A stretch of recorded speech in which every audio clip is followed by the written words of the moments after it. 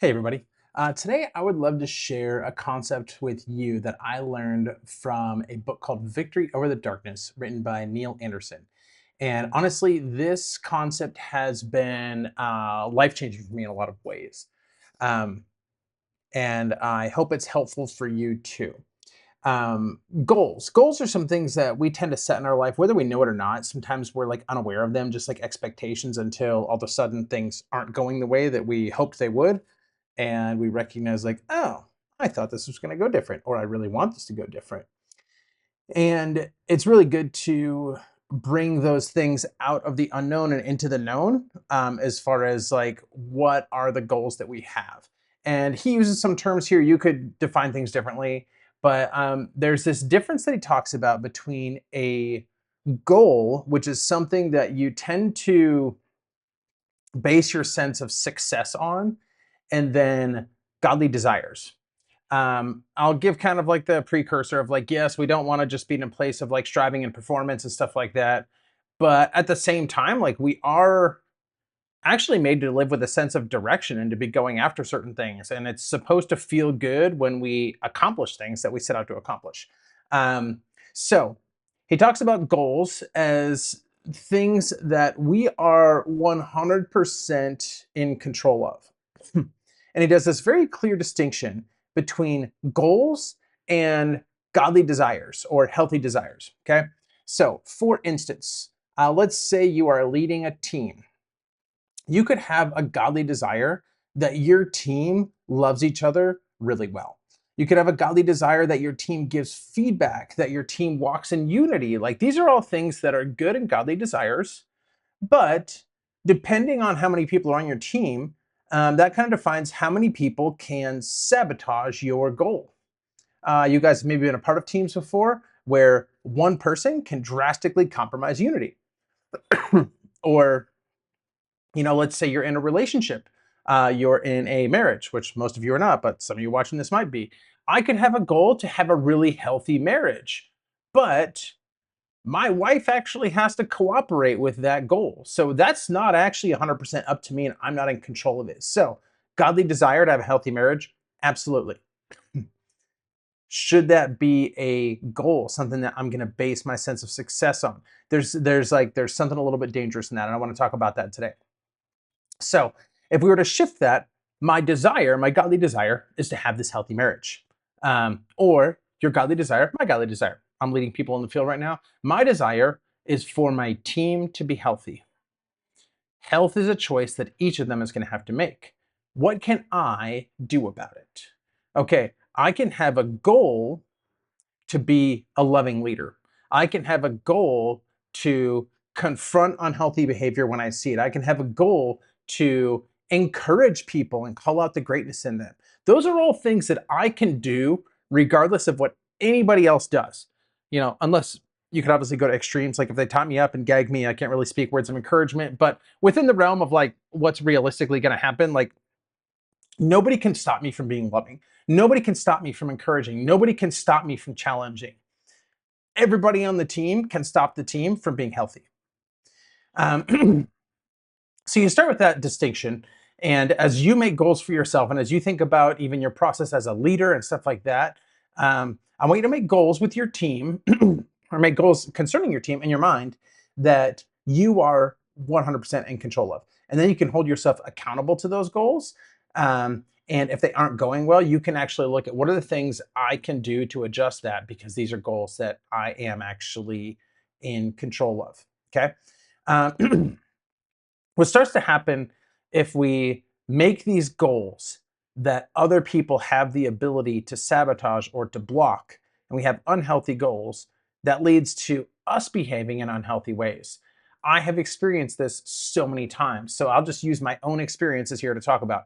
Um, I've had a goal of, let's say, my whole gap year squad that I'm in charge of being in unity and in harmony. Okay. So last time I did this, that means there were like 42 people with the ability to sabotage that goal. And when somebody starts to sabotage it, there are some different responses that can come about. The first one, especially for me, is anger. And something Neil Anderson says in his books is anger signals a blocked goal. So when I have a goal, something that I'm basing my success on, I really want it to happen, somebody else shows up and is standing in the way of that, or they're behaving in a way that compromises that, I get angry. And when I get angry, at least for me, I start to try to do things to control or manipulate or push people in the direction I want things to go so that I can feel like my goals are once again being accomplished. This can even happen to me as a father. Um, let's say I wake up, I don't really fully understand what my goals are for the day, but I'm actually clinging to something really tight. It's like today I want to go play pickleball. Okay, that's my goal. I'm hoping it's going to happen. But as the day starts to unfold, I'm seeing things, and it's like, oh, my kids are getting behind on school today. This is happening. They're doing this. My kids are really cranky. It's not going to go well if we try to take them to pickleball, but I can't just leave them at home. And I just start getting this sense of anger because I see that I'm not going to get what I want. And it's like, oh, I had this goal that I set, and I'm like, I get so frustrated when people are staying in the way of it. And these are just like little things, right?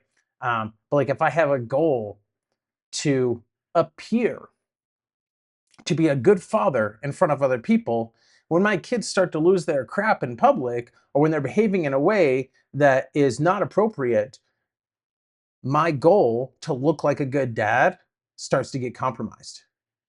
And now I'm not just having a conversation with my kid about their behavior, I'm also trying to defend this goal that I have of me looking like I'm awesome and good at this parenting thing, right? So you see how this starts to happen. And so, like, put this in your own environment. Let's say you're leading that team, and there's people who are doing things, and all of a sudden it's like, oh no, people are going to see that my team's not doing well. They're going to think I'm not a good leader. They're going to think this, and so then you start to apply pressure, not just because you want things to be healthy, but because you've got a goal attached to the outcome here, and you're going to start to do unhealthy things to try to make sure that happens. You're going to feel all of this pressure to produce results because you are trying to meet this goal of an appearance of something or of the way that you want things to go here.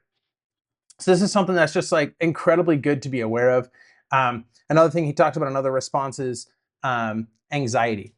And what he says is anxiety, when you're feeling anxiety in like a task or in a relationship, um, it shows you that like you kind of have an uncertain goal. Like you're not sure what's going to happen. You're hoping that something's going to happen, but you can see that you actually can't control it. And so you really want something to go a certain way, but you feel powerless to make it happen. That leads to anxiety. And maybe you guys have felt that before. It's like, oh no, I don't know if I can make this happen. I don't know here. And you kind of start to get like this. Um, and that can produce a lot of anxiety and worry. Um, Another one, and I'm not going to dive too deep into this. If you want more on this stuff, like I said, the book Victory Over the Darkness is gold. Um, there are very few books that I have read multiple times. I've read Victory of the Darkness 3 times, and I've gone back and read my notes and highlights. I can't even tell you how many times.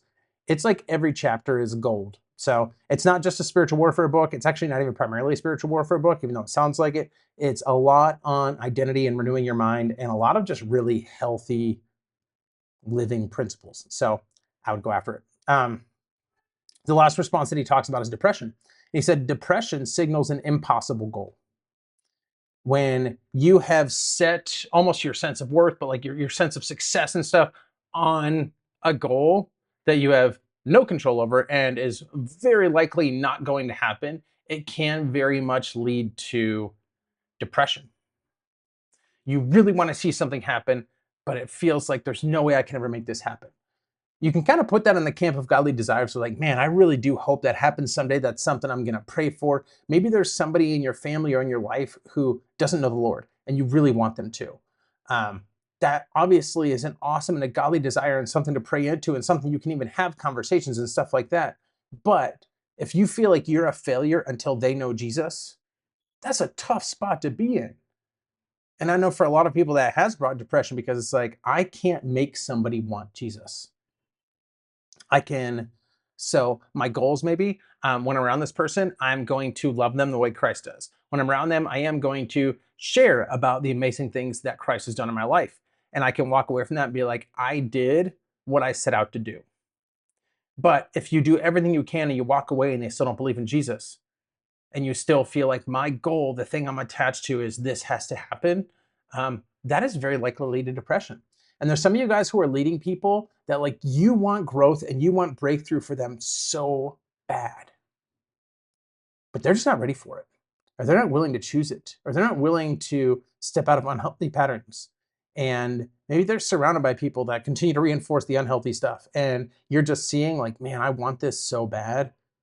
But there's a party that keeps being depressed because it's like it never happens. You never get there. And you have to step back and be like, all right, how do I actually put this in the Lord's court and say, like, I'm going to do the stuff I'm responsible to do. I'm going to love them. I'm going to pray with them. I'm going to, XYZ, do whatever it is that's like healthy for you to do. But I can't own the result of somebody's choices in their life, or it is going to lead to anger and anxiety and depression.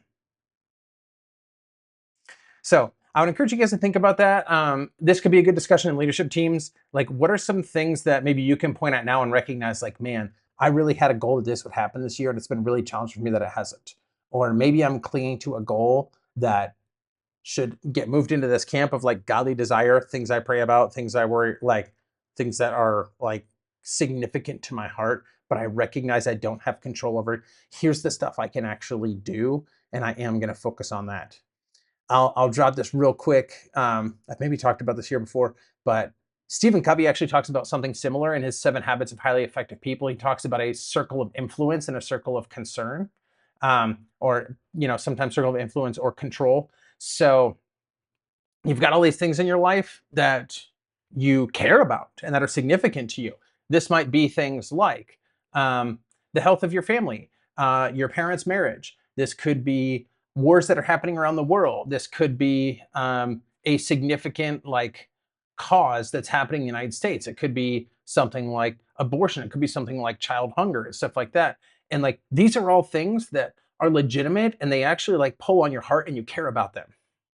And then you have a much smaller circle that is your circle of influence or control. And this is where you actually like have the ability to make change and to do things.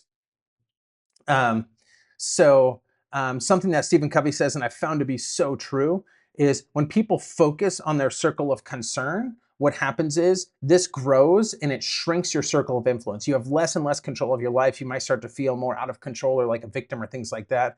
However, when you focus on your circle of concern and you're good at stewarding the things that you are actually responsible for and have an ability to control and influence, that grows. And all of a sudden, some of those things in your circle of concern you actually start to have influence over. Um, and it's kind of like a similar concept. We're looking at the same things here of like, we need to be able to look at our lives and realize what is our responsibility? What can we feasibly control? And what actions can we take to be good stewards of our lives and of the opportunities the Lord's given us? So, like I said, talk about this in teams. Are there some adjustments you might need to make from your goal to just have a healthy team to being like, I'm going to be a leader who does X, Y, and Z? And yes, I have this hope and desire that we're going to be healthy, but I recognize what's mine to own and control. And I am actually going to focus a majority of my time and energy in that space. And at the end of the day, I can look at these 9 months, I can look at this week, I can look at this day, whatever, and say, like, did I do the things that were in my control and in my power and in my ability? Or did I spend a lot of time focused on things I can't do much about? This happens. It's hard. Everything from social media, the news, stuff like that. It's constantly putting things on your radar and getting you really worked up and upset about things that you personally might not have any ability to do anything about. So be mindful of what it is that you give your focus, your attention, your emotional energy to. And as you do that, you'll start to see that you become more successful. You start to accomplish your goals. And then the number of things that you're able to have an impact on gross.